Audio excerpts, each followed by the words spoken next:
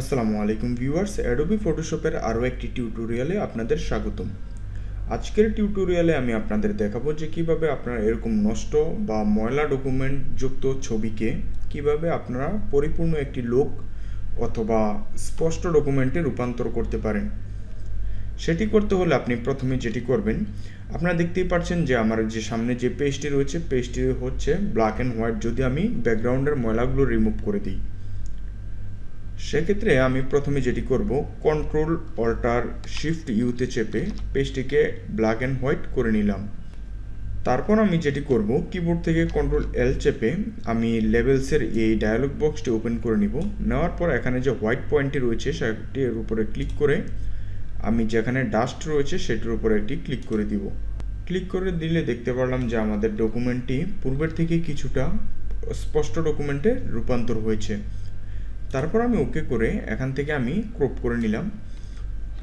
Crop করে নেবার পর আমি দেখতে পাচ্ছি যে আমার ডকুমেন্টটি পূর্বের থেকে অনেকটা স্পষ্ট ডকুমেন্টে রূপান্তর হয়েছে।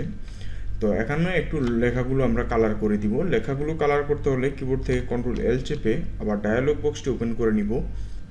নেবার পর এখানে যে ব্ল্যাক পয়েন্টটি রয়েছে সেটির উপর একটি ক্লিক করে আপনার যেখানে ব্ল্যাক পয়েন্ট রয়েছে সেখানে একটি ক্লিক করে দিবেন।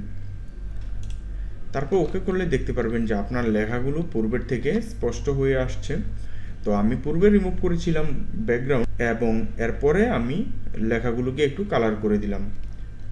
কালার করে দেওয়ার পর আমরা দেখতে পাচ্ছি যে আমার লেখাগুলো এখানে কিছুটা ময়লা রয়েছে, সেগুলো আমরা এখান থেকে ইলেকট্রিক্যাল মার্কুই টুলসটি দিয়ে একটু হোয়াইট পয়েন্ট সিলেক্ট করে নেব এবং নেওয়ার পর আমি কিবোর্ড থেকে কন্ট্রোল শিফট চেপে ধরে আমি একটু একটু করে রিমুভ করে দিব। তারপর আমরা যেটি করতে পারি, কিবোর্ড থেকে কন্ট্রোল এল চেপে আমরা এখান থেকে লেভেলস থেকে একটু কালার একটু বাড়িয়ে অথবা কমিয়ে নিতে পারবো। তো ভিউয়ার্স, এই ছিল আমাদের আজকের ভিডিও। তো পরবর্তী ভিডিও পেতে এখন আমাদের চ্যানেলটিকে সাবস্ক্রাইব এবং আপনি যদি ফেসবুক থেকে আমাদের ভিডিওটি দেখে থাকেন অবশ্যই আমাদের পেজটিকে ফলো করতে ভুলবেন না।